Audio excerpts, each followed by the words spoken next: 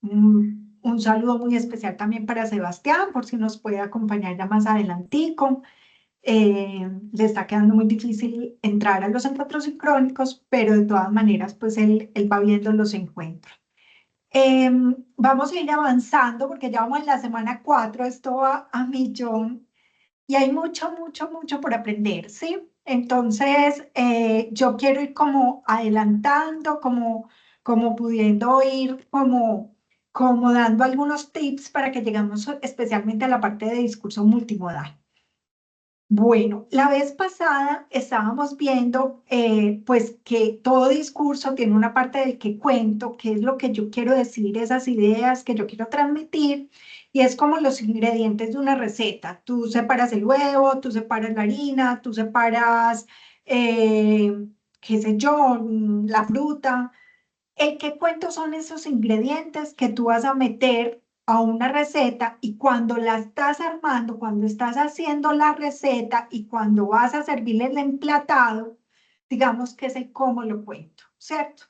Y las dos cosas son muy importantes porque tú puedes hacer comida muy rica, pero si la presentas de una manera visualmente muy maluca, pues no provoca, ¿cierto que sí? Entonces, el discurso es como eso, como esa técnica de cocinar muy bien, de elegir muy buenos ingredientes, pero también organizarlos y emplatarlos de una manera que se resulte muy atractiva y sobre todo que genere recordación y que logre los objetivos de la comunicación. Eso era lo que nosotros llamábamos la retórica, ¿cierto? La retórica. Y contábamos que algunos lingüistas le llaman a eso el discurso, más de el que cuento y les pedí que vieran este video. No sé si tuviste la oportunidad de verlo. Profe, sí, de hecho yo ese video lo utilicé para mi presentación de la actividad 2 que no la he podido subir, pero que la voy a subir hoy, profe, me atrasé con la entrega de la actividad 2, perdón. Tranquila, tranquila, no te preocupes. ¿Qué hemos visto? Que todo ese, el aprender a cocinar y aprender a emplatar viene de los griegos, ¿cierto? Viene desde los griegos y que hemos ido aprendiendo como cositas nuevas sobre eso.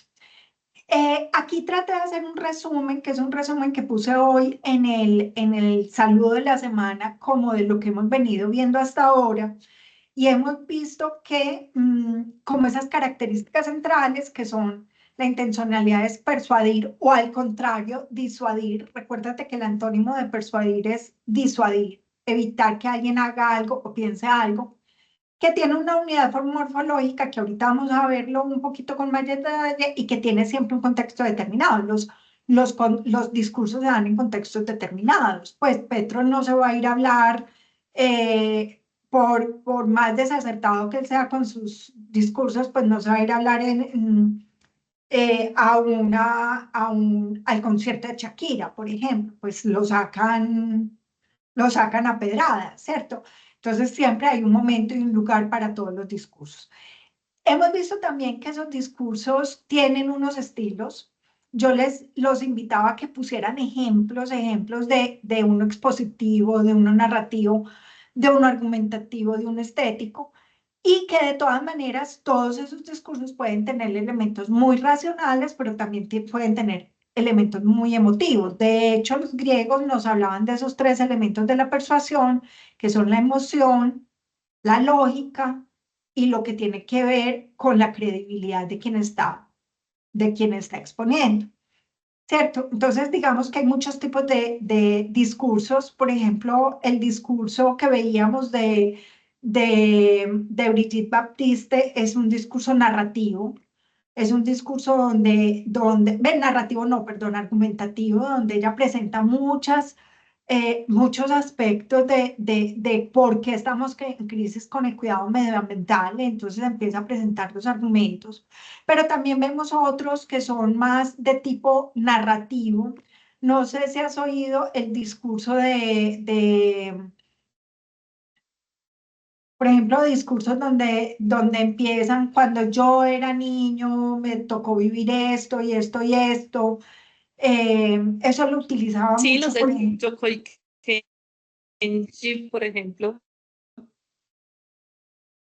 ¿El de qué? Los de Yokoi Kenji. Exactamente, exactamente, exactamente. Y hay unos más estéticos que tienen que ver más con el mundo publicitario, con el mundo de la comunicación, con el mundo ya más desde el punto de vista estético, de cómo nos van convenciendo, que es, por ejemplo, el que les mostré de Google, ¿no? Dame un segundo, por favor. Dame un segundo, yo les digo que, hola, te llamo ahorita que estoy en clase, ¿listo? Tranquila, listo, chao.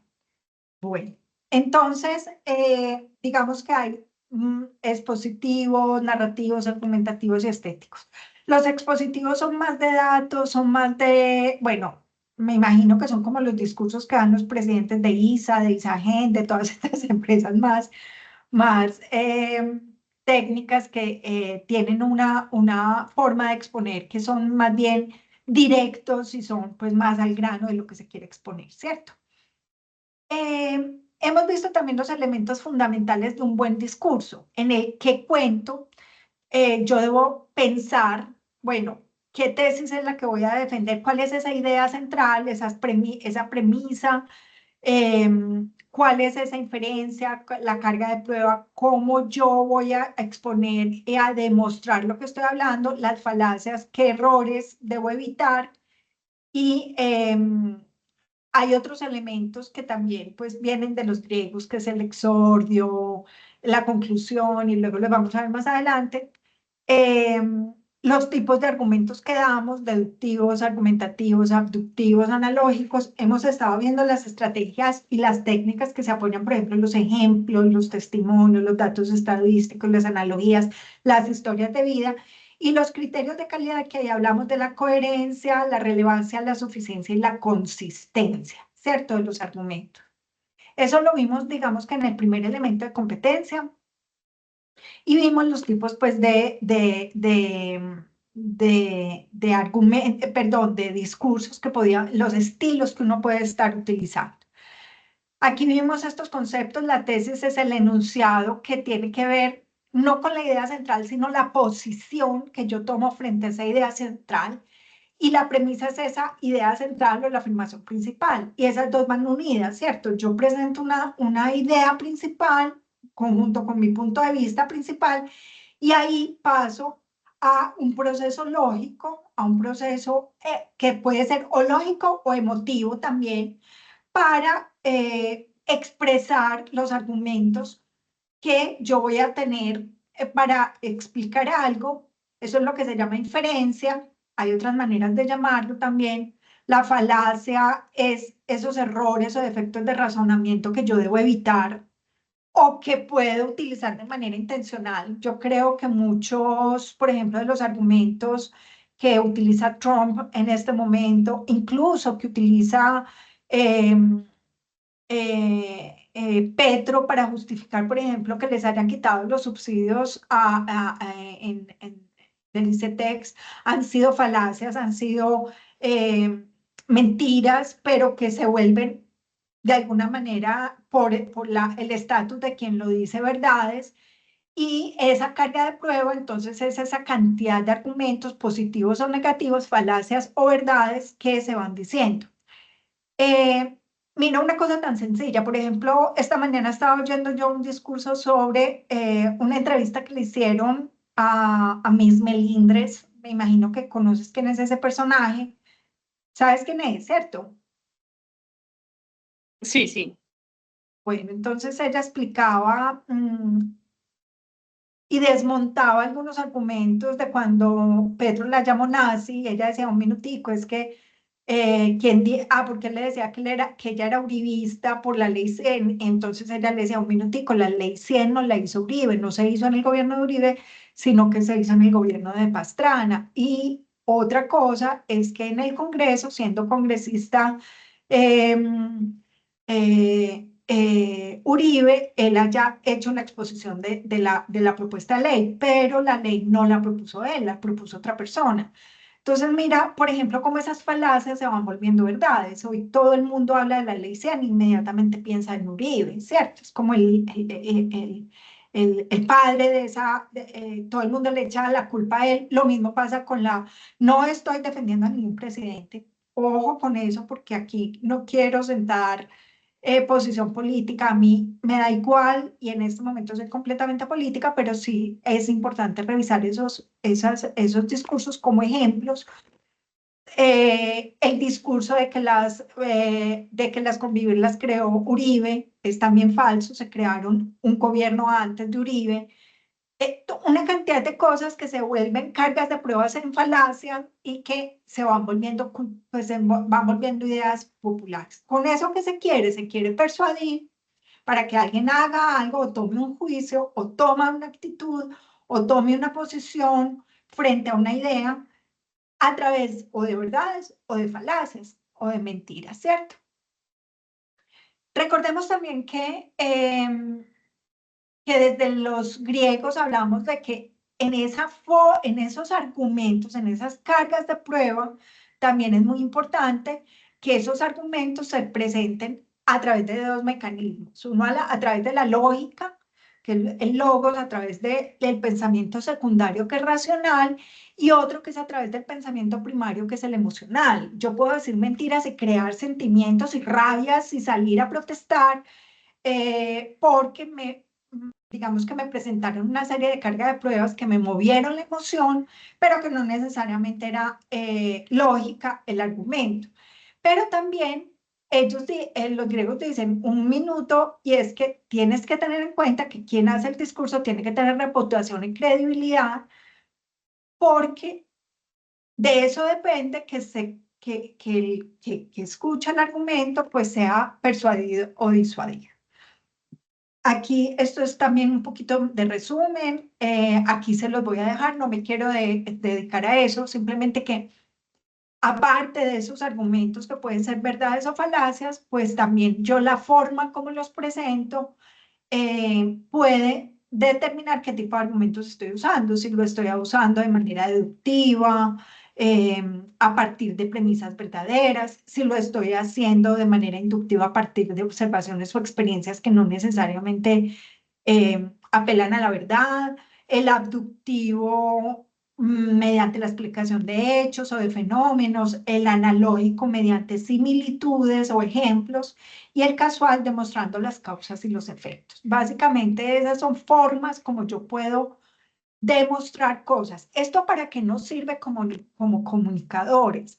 Porque muchas veces nosotros necesitamos hacer contenidos que convenzan, que persuadan. Y es muy importante, antes de escribir el guión, sentarnos a pensar, bueno, ¿qué tipo de argumentos voy a presentar y qué consecuencias tiene el presentar un tipo de argumento que de pronto se nos venga a nosotros en contra? Por ejemplo, lo que pasó con la campaña de Petro de la Barbie. ¿Tú te acuerdas de esa campaña? De la celebración del 20 de julio en San Andrés. No, no, no, Bueno, ¿qué fue?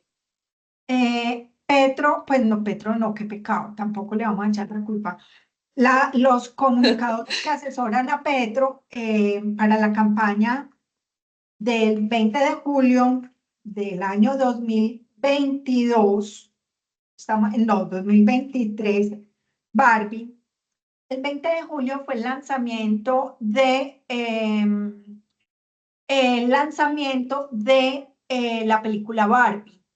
Y no sé Ajá. a quién, no sé a qué comunicador que seguramente perdió todos los cursos de la universidad porque yo lo hubiera matado, le dio porque dijo, ve, pues como ese mismo día, el 20 de julio, el Día Nacional, también se estrena la película Barbie, pues hagamos una invitación a celebrar el Día de la Independencia con Barbie. Y hasta ahí uno dice, bueno, a ver, un minutico, ¿qué tiene que ver Barbie con el 20 de julio? Pues a mí, sinceramente, es un Sí. argumento que no me convence. Segundo, la celebración la iba a hacer él desde San Andrés, o sea, iban a ir a San Andrés Islas para hacer todo en la celebración del 20 de julio desde San Andrés Islas. Entonces uno dice, Barbie, San Andrés Islas, 20 de julio, Día de la Independencia. Entonces hicieron una campaña con la música de Barbie para invitar al 20 de julio, ¿sí? Y se desbocaron las redes sociales con los memes memes, Menos mal yo no vi eso. eso. 20 de No, julio se me desbocaron parece los horrible. memes. Aquí no sé si estás viendo pues las imágenes. Se Sí, sí. desbocaron todos los memes. em, pues en la parodia para celebrar el 20 de julio. Porque, pues, a ver, ahí se faltó 100% a la creatividad. La creatividad no puede nunca sacrificar los criterios de un buen discurso, ¿cierto? No puede nunca decir, venga, un minutico, ¿dónde están estos principios que hablábamos ahorita de la coherencia, la relevancia, la suficiencia y la consistencia? O sea, ¿qué relevancia tenía eso en ese momento? Pues es que Barbie no era relevante. Los argumentos de tratar de hundir la Barbie es que en San Andrés se habla inglés. Pues, a ver, eh, ¿sí me entiendes? No, por ningún lado la coherencia falló, la No, relevancia falló. completamente descontextualizado. Era un discurso estético tratando de presentar esta, pero mira que pues ahí la analogía que se usó pues falló 100% y lo que se logró no fue una persuasión, sino una burla total, como pues muchas de las metidas de pata, yo creo que independiente de lo que uno opine del gobierno de Petro, Petro ha tenido muy malos asesores de comunicación, pésimos, re pésimos, y él no se ha dejado asesorar para acabar de ajustar no se ha dejado a asesorar, entonces, claro, se le caen las cosas, se burlan de sus analogías y de sus comparaciones, él trata de usar muchas poesías, entonces eso se le viene encima porque no tiene nada que ver con el discurso, entonces, bueno, en fin. Y llegamos a la importancia de los argumentos. Los argumentos son la carne, la carne de un buen discurso, ¿cierto? Son dentro de esa analogía que yo hacía de la receta, digamos que para quien es vegetariano será la proteína vegetal, pero para quien sea carnívoro será la proteína animal. O sea, es como el elemento central del plato, ¿cierto? Entonces, en esos tipos de argumentos hay muchos tipos de argumentos. Hay muchos tipos de argumentos, aparte de los que están en el OVA, hay muchos más. Eh, por ejemplo, recurrir a la autoridad. Uno puede ser autoridad sobre algo, pero uno también puede recurrir a alguien que sepa sobre ese tema. Lo que hiciste tú al exponer en tu video el tipo de discursos que tú usaste, el video el discurso de Martin Luther King. Entonces, tú lo que haces es ir a una autoridad, ¿sí? A una autoridad. Ahora, la calidad, valorar lo bueno frente a lo abundante, escoger poquitos argumentos, pero muy detonantes, muy fuertes, muy veraces. Otras personas, al contrario, usan la cantidad. Yo creo que un ejemplo muy bueno de esto es el discurso que dio Petro cuando, no sé si has visto, ay, hombre, el discurso que dio, que hubo un gobernador le sacó la lista de los temas que había hablado, había hablado como de 123 temas totalmente distintos. Entonces, eh, eh, aparte de eso, pues se hicieron una cantidad de memes, los detractores de él sacaron videos hablando de eso. Entonces, yo creo que ahí él pecó por cantidad, no por calidad. El científico es recurrir a autoridades de prestigios científicos y yo voy a hacer un discurso sobre la importancia de la comunicación digital, pues el recurrir, por ejemplo, a un muy buen comunicador digital, por ejemplo, al que hizo la campaña de, de comunicación de Barack Obama, pues hombre, él es una autoridad en el mundo científico de la comunicación digital, él sigue siendo muy importante. O recurrir, por ejemplo, a citar a un personaje muy conocido como Manuel Castells, que es un sociólogo, o no sé, algún comunicador que tú admires mucho. Am,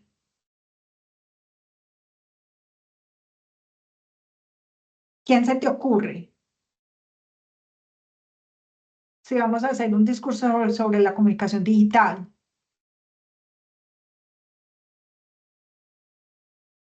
¿Aló? ¿Te me fuiste? ¿Aló? Ahí me escuchas, profe. Sí, sí, cuéntame. Pues Daniel Samper, por ejemplo, Daniel Samper Ospina, él es Sí, periodista, sí, es un muy sí, buen escritor y sí. es youtuber. Y el Me youtuber, por parece, ejemplo. sí, a Lo que mí me pasa es gusta que él ha mucho el tomado, tip, ojo, porque él ha tomado una postura política, ideológica, y sí, entonces de alguna manera se va perdiendo la credibilidad cuando él mismo, yo creo que es un poquito lo que le va a pasar a Vicky Dávila. Vicky Dávila, después de lanzarse a la presidencia, se te va a tener que dedicar a una profesión completamente distinta porque pierde credibilidad como periodista, ¿sí o no? ajá, Entonces, sí, ahí es alguien que totalmente. sea completamente neutro y que te ayude a tener autoridad y prestigio en el tema, ¿cierto? Por A mí ejemplo, yo admiro mucho a Martín de Francisco y a Santiago por Maure, que ejemplo, son los de la tele letal.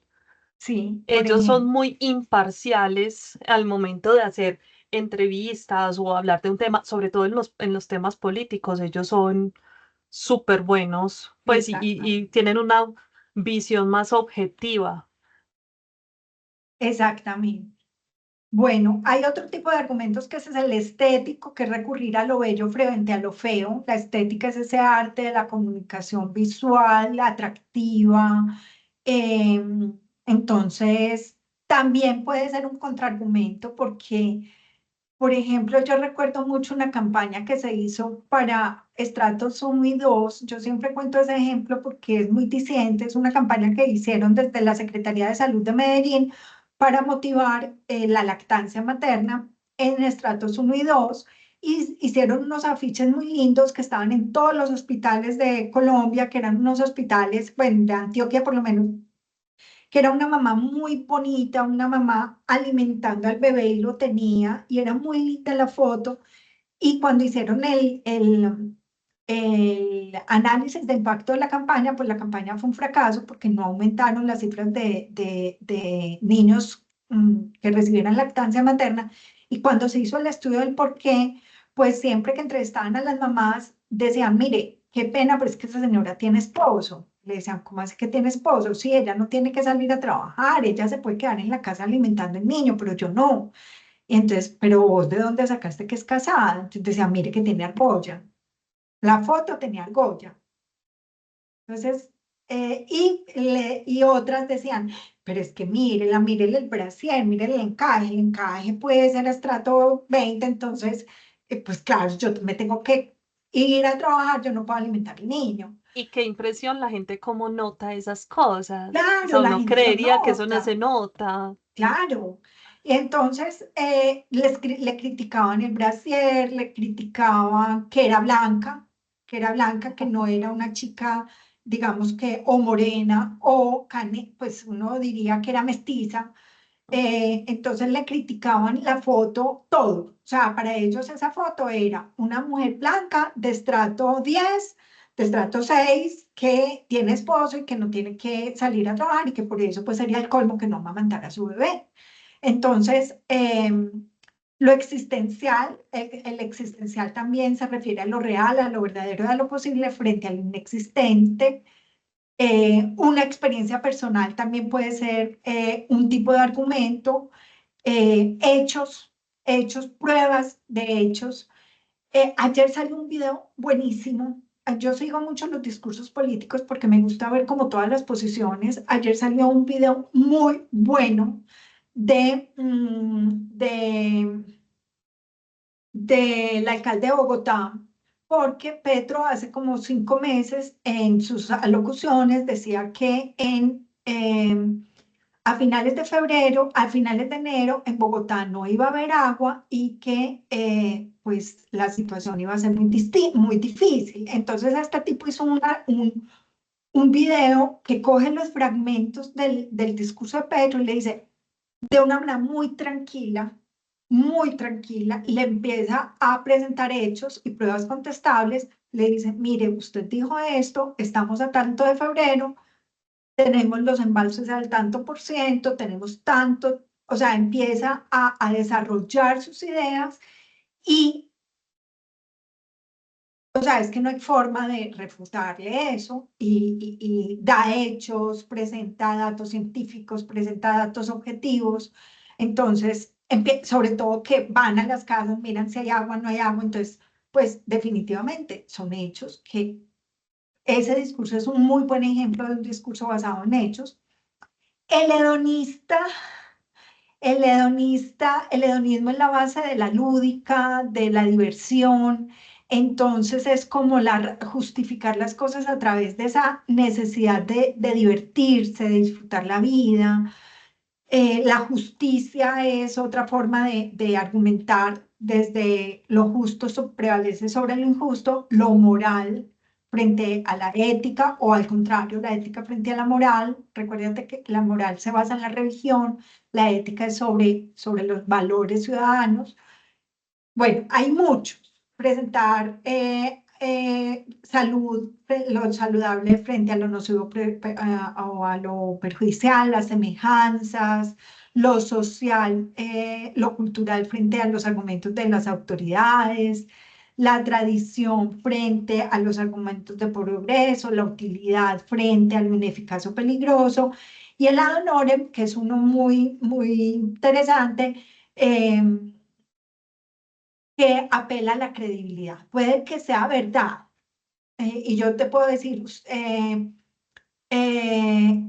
puede que Petro diga muchas cosas que son verdad, pero ¿qué pasa cuando se va? Él, por ejemplo, ya no es autoridad para hablar de, de, de corrupción, porque su hijo está imputado, o sea, es la máxima afrenta y él mismo está siendo investigado por corrupción en la campaña, entonces digamos que ahí son razonamientos que uno dice, venga, usted no me venga a hablar de ciertos temas porque usted no tiene autoridad. Este es un ejemplo de discurso a través de los símiles, a través de las analogías, a través de las metáforas, donde un dibujo reemplaza los argumentos, ¿cierto? Donde ahí yo puedo a través de este dibujo entender lo que me están tratando de decir, ¿cierto? Hombre, si este señor no sabe qué es una cuerda, para qué sirve una cuerda para salvar a alguien, pues entonces es inútil si no se sabe utilizar. Entonces, esto es un ejemplo pues, de lo que decíamos. Bueno, ahora pasemos al cómo lo cuento. Al cómo lo cuento ya no necesariamente desde la organización, sino desde los recursos expresivos multimediales. Entonces ahí la comunicación tiene muchas formas de comunicar. Obviamente la mayor parte de los discursos tienen un componente oral o verbal. Eh, Hay algunos que se quedan en silencio y utilizan la música como elemento auditivo, pero de alguna manera digamos que ese elemento auditivo se convierte en comunicación auditiva, ¿cierto? Y aquí estamos hablando de la comunicación verbal cuando utilizamos nuestro lenguaje, nuestra voz, pero también pueden ser recursos auditivos. Cuando pasamos a la comunicación no verbal, recordemos que estamos hablando de todos esos mensajes kinésicos que tienen que ver con nuestro movimiento, con la forma como expresamos, cómo nos movemos, cómo miramos, cómo nos reímos. Yo empecé este curso mostrándote la imagen de cómo analizan la cara de Barack Obama cuando da un discurso, entonces analizan todos sus gestos, sus movimientos, cómo todo eso se convierte también en esa parte acordémonos del logos, del ethos y del patos, que nos habla Aristóteles, es cómo todo eso influye en eso para convencer y para persuadir. También puede ser la forma como escribimos, y la forma como escribimos un error de ortografía se convierte, por ejemplo, en un elemento que interrumpe el argumento, eh, que pierde credibilidad. Y eso se lo critican mucho al presidente Petro. Al presidente Petro le cuentan los errores de ortografía y utilizan eso en contra de sus argumentos, pero miremos cómo todo eso hace parte de ganar credibilidad, no credibilidad, la comunicación icónica, la comunicación, como yo, bueno, por ejemplo, los gestos, estos mensajes que está mandando últimamente Elon Musk, eh, con sus saludos, que es un saludo militar que viene desde los romanos y que pasó, pues sí fue adoptado por el nazismo y cómo es hoy en día, pues se considera nazi, los gestos, los iconos, y también pues todo lo que tiene que ver con multimedialidad, que es la mezcla de todo esto, de los audios, de los movimientos, de las imágenes en movimiento, de los colores, de la música, de los escenarios, del diseño de un escenario, de los diseños arquitectónicos. Aquí es muy interesante entender que cuando yo hablo de medios, no hablo solamente de los medios de comunicación tradicionales. Hay que saber que hay otros elementos que se convierten en modos y medios de comunicación y que generan sentidos y que generan significados. Un diseño de un escenario, un diseño de un arquitectónico de algo que estamos presentando, la luz, el efecto de la luz, por ejemplo, en un museo se convierte en un elemento narrativo. Entonces, todo eso son elementos que se ponen al servicio de el discurso. Ahora, desde la forma de organizar ese discurso, recordemos entonces que los discursos se organizan generalmente en lo que nosotros llamamos introducción, desarrollo y cierre. A uno en el colegio le decían, acuérdese que tiene que hacer un trabajo que tenga introducción, desarrollo y cierre o conclusión. ¿Cierto que sí? Eso es una forma muy sencilla y muy simplista de entender que los discursos en esa introducción, desarrollo y cierre, utilizando diferentes recursos multimediales, siempre deben tener una parte inicial que disponga, que prepare, que nos sitúe en lo que vamos a hablar, una parte de exposición ya de desarrollo de esas ideas, de esos argumentos, y una parte de conclusión frente a esa tesis y esa premisa que yo quería exponer, ¿cierto? Y eso se cumple en todo, se cumple en un discurso oral, se debe cumplir en un discurso escrito, por ejemplo, eh, los libros, sean de literatura o sean libros científicos, siempre hay un prólogo, siempre hay como una introducción, siempre hay un desarrollo y siempre hay un cierre, ¿cierto? Y cuando alguna de esas partes falla, uno como que se queda como, uy, me faltó como una partecita, me faltó como algo, que hacen. Incluso una caricatura, las caricaturas tienen estas partes, tienen la introducción que te genera esa curiosidad. Mira, por ejemplo, la de Garfield. Luego te desarrolla la idea y al final hay una conclusión o un cierre que te, como, venga, ¿para dónde íbamos y a dónde llegamos? Esto es lo que los griegos llamaban el exordium, el narratio y el argumentatio y el epílogo. Y el Ellos decían, peroratio, pues que el cierre es el peroratio también, que también es exactamente, llamado así. sí señora, tienes toda la razón, peroratio. Sí Ujú. señora, tienes toda la razón. Ahora, esto es como yo organizo esos elementos, pero ellos nos hablaban de otras cosas que tenían que ver ya con esa expresión oral, con esa expresión multimedial, con esa expresión, eh, con esas formas de comunicar, y ahí es cuando ellos nos hablan del inventio, del dispositivo, del elocutio, del actio, de la memoria, de la pronunciación. No me preguntes cómo se pronuncia eso, porque yo ahí sí no sé.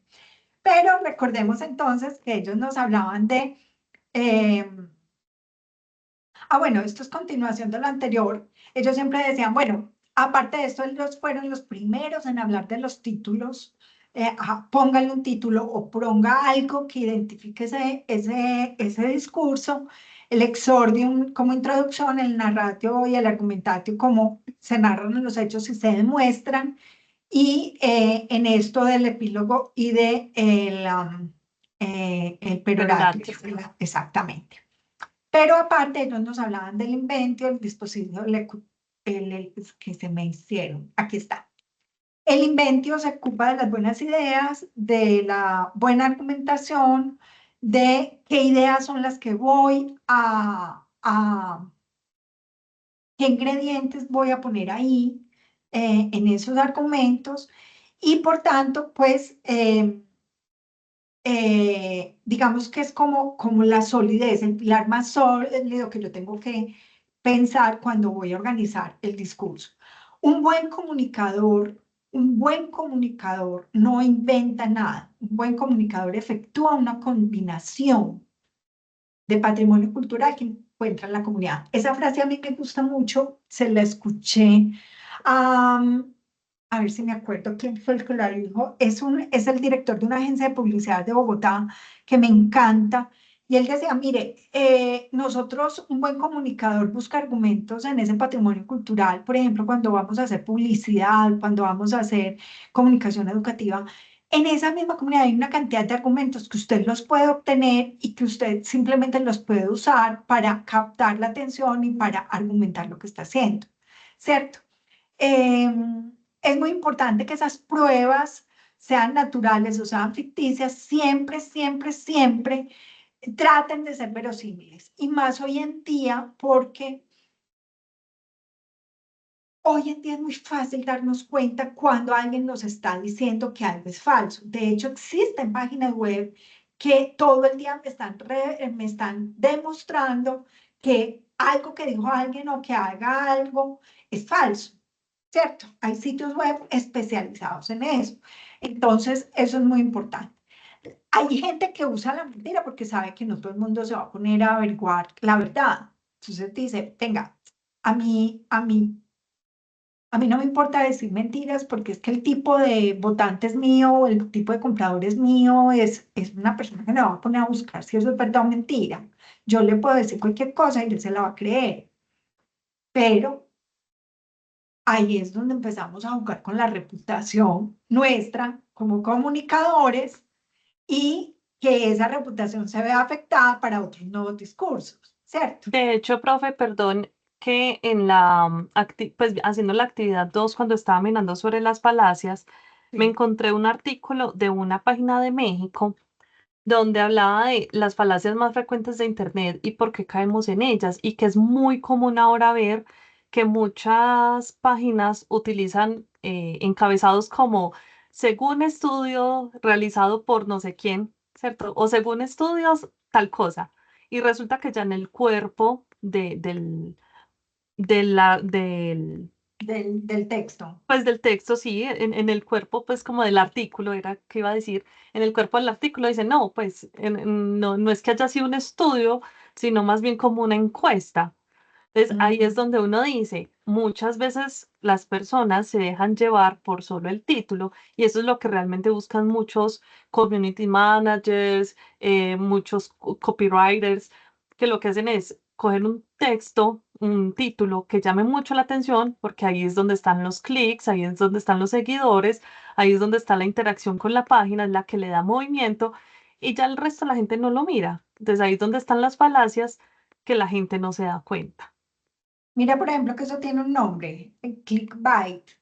Ajá, Cómo a veces esos titulares se vuelven bulos. Y mira que hay unas páginas que nos ayudan a detectar los fake news y todas las cosas. Hoy en día es muy fácil. Lo que pasa es que la gente también sigue creyendo, no es tan fácil. Incluso gente educada, gente que ha pasado por universidades, gente que, y te hacen a veces unos comentarios que tú dices, uy, hijo de pucha, venga, definitivamente perdimos la batalla. O sea, yo soy pesimista frente a eso, pesimista. Hay veces que me dicen cosas que yo digo, escucha, pues a ver, si no estuviera demostrado que eso es mentira, pero es que está demostrado que es mentira.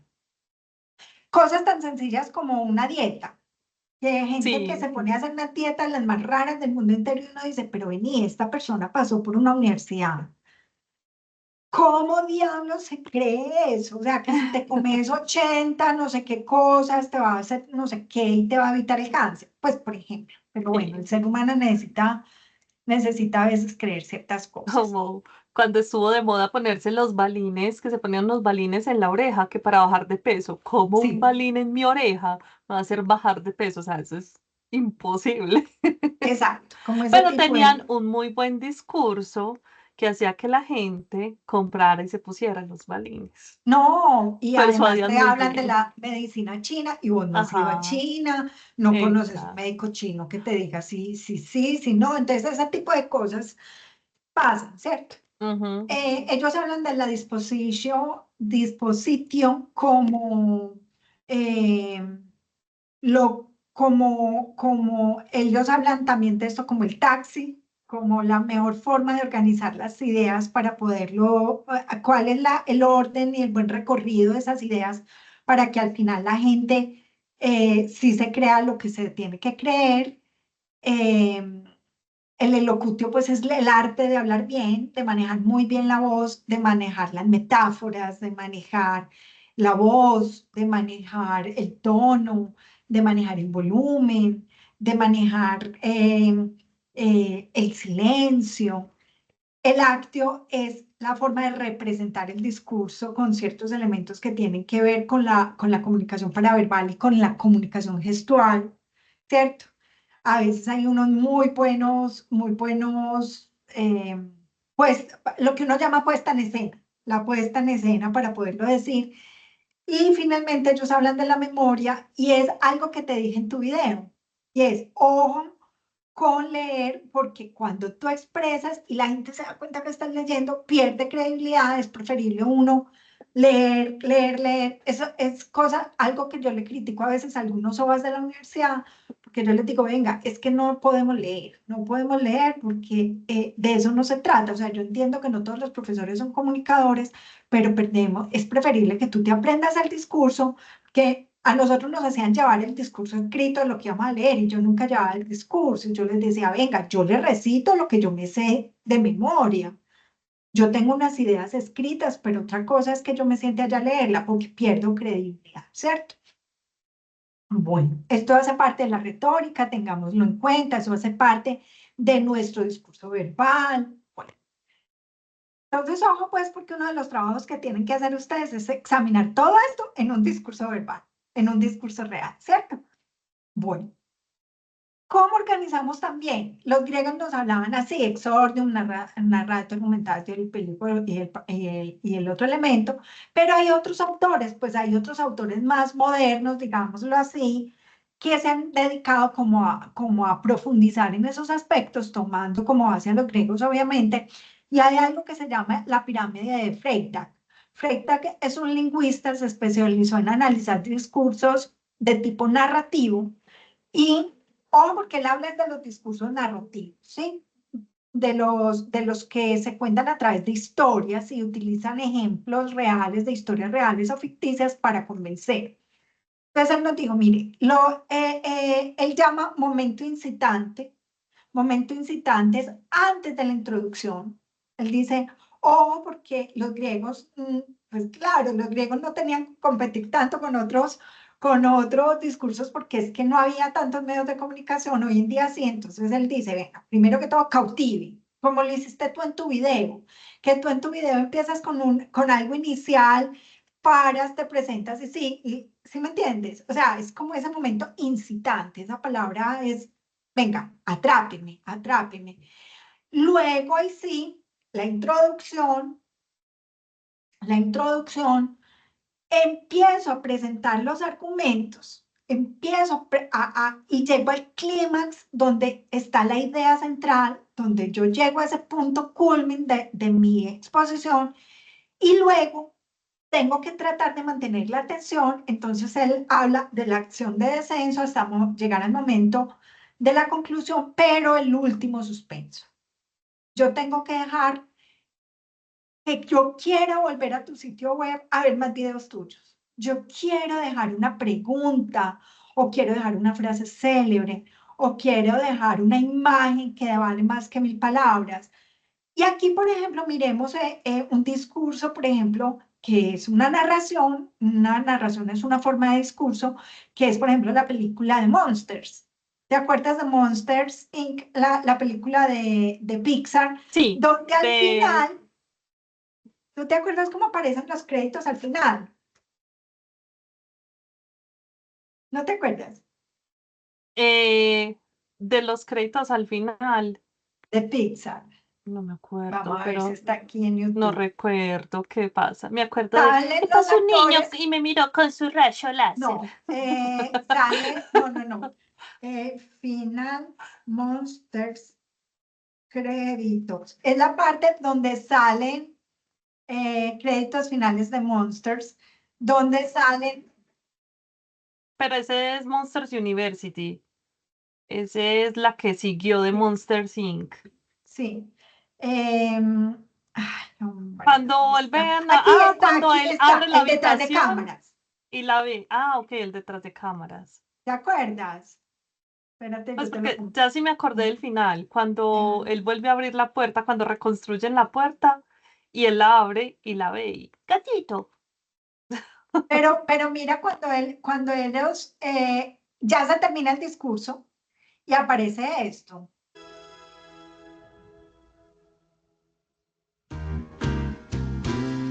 Está corriendo. Y acción.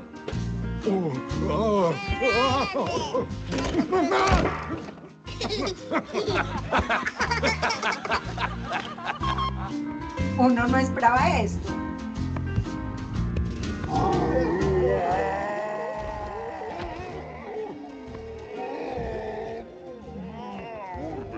Este, por ejemplo, Ajá. es un argumento estético. Esta escena es específicamente porque es de otra película. Es de una película real cuando salen, que se supone que van a ir a ponerle un explosivo a un meteorito que va a chocar contra la Tierra. No recuerdo el día final, creo que se llama la película, no recuerdo. Y esto imita eso, ¿cierto? Ujú. Entonces mira cómo entonces ellos utilizan ya otros elementos que generan último suspenso. Entonces, Freytag es un autor que nos gusta mucho y que deberíamos investigar más porque él nos recomienda cómo hacer discursos multimediales y multimodales, no solamente conservando lo normal, que es la introducción, el desarrollo, tal, sino que él ya va más hacia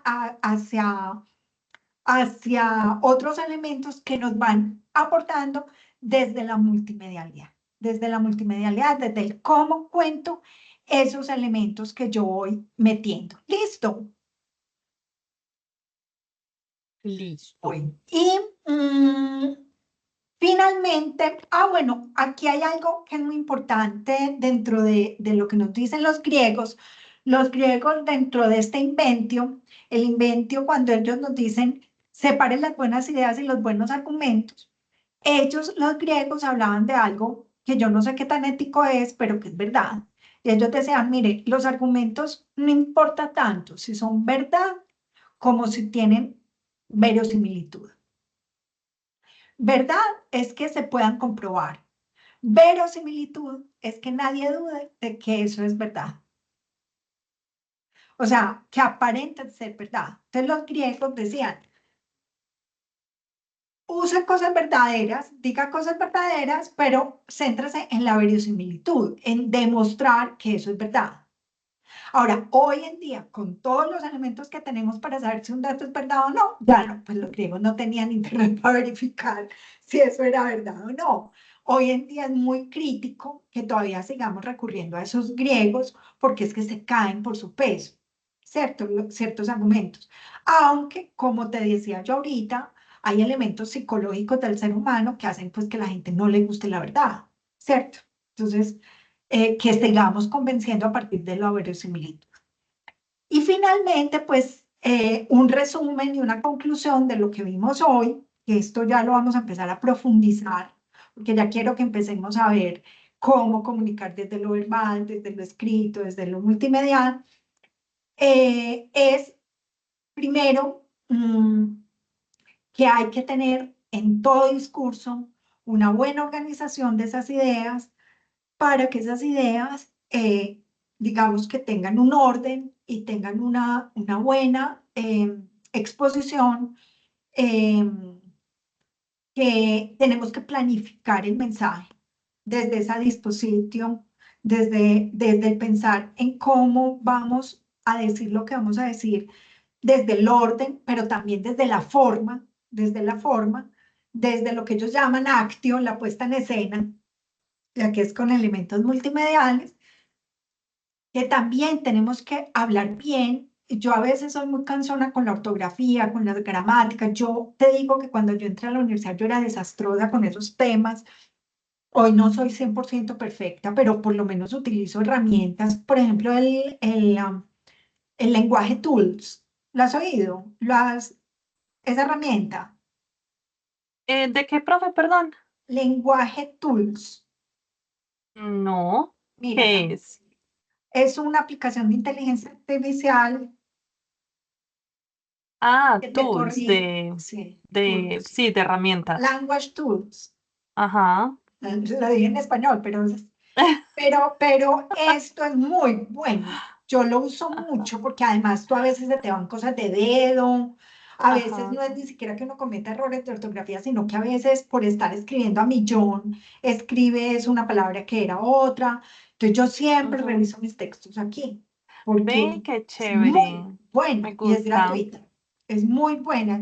Mira, yo por ejemplo añado cualquier texto, cualquier cosa Ujú. que escribe o pega el texto o simplemente monto el archivo, porque me Ok. permite hasta 300 palabras, creo que es. Entonces, por ejemplo, cuando voy a hacer algo, qué sé yo, por ejemplo, este texto que era para un OVA que estaba haciendo, entonces tú lo montas y él inmediatamente te empieza a corregir, te saca todos los errores que pueda haber, Súper. me encuentra 246 problemas, entonces yo ya aquí empiezo a revisar y me saca errores de ortografía, de gramática, Ay, se lo voy a de... compartir a un compañero que yo siempre le reviso a él los trabajos porque yo soy un poquito más minuciosa con eso. A mí me gusta estar también muy pendiente de la buena redacción, del buen uso de los signos de puntuación y de la buena ortografía, obviamente. Y él falla mucho en eso. Entonces, a veces yo me siento a revisarle los trabajos, entonces ya le voy a dar esa herramienta para que no me ponga a mí a revisarle. Yo siempre le digo a mis estudiantes, mire, eso es como ir a un odontólogo y te encontrarse que el odontólogo está lleno de sarro, con caries, con los dientes manchados, con los dientes vueltos una miseria. Entonces, nosotros trabajamos con los lenguajes. Si tú no utilizas bien los lenguajes, no vas a perder lo que los griegos llamaban, ¿qué? El ethos, la credibilidad. La credibilidad. Bueno, eso era lo que te quería compartir. Sobre eso yo creo que no vamos a ahondar más. Creo que vamos a empezar ya más bien porque nos faltan 4 encuentros sincrónicos. Uno de Ujú. ellos es una sustentación. Entonces yo quiero que veamos en esos 3 que nos quedan cómo manejar lo multimedial, cómo manejar como los elementos ya multimediales dentro de un discurso para que lo podamos tener presente, tanto al analizarlo como a crear el discurso. Perfecto. Profe, el 26 tenemos encuentro. Yo miro acá mi calendario, que nos hiciste en el anuncio el Sí, recorderis, pues y la invitación a estar en ese encuentro, que es a nivel institucional, sí. pero yo tengo encuentro, nosotros tenemos encuentro el miércoles. Yo les puse un Ah, letrerito que dice que los encuentros sincrónicos de ese día se cancelan, ¿cierto? Se no se reprograman, cancelan, se pues reprograman. se mueven. Ajá. Uno por, espérate, creo que uno empieza a las Ah, 6 de sí. la tarde y el otro empieza uno empieza a las 6 de la tarde de 6 a 7 y el otro empieza, si no estoy mal, de ocho a 9. No, pero ya Nosotros, miré, el encuentro que yo tengo es de el taller de programación y producción digital y es a las 7:30 de la noche. y luego tenemos redes sociales y de conocimiento. No, redes sociales y de conocimiento no es el jueves. No, son los miércoles. Ay, es el miércoles también. Bueno, Sí, señora. Ay, no, qué jueves. Ay, perdón. Yo estaba mirando, era, era el jueves. Sí, sí, sí. El miércoles tenemos es a las 7:30 de redes sociales. ese encuentro lo vamos a hacer, sí, lo vamos a hacer el día 26. Yo les había dicho, el miércoles 26 se realizará a las 7 el encuentro. Entonces, el de redes sociales va a ser de 8 a 9 de la noche. Ah, bueno, profe. Listo, puedes ir al de Listo. taller y cuando salgas del taller te unes a este. Bueno, Listo. eso es, ya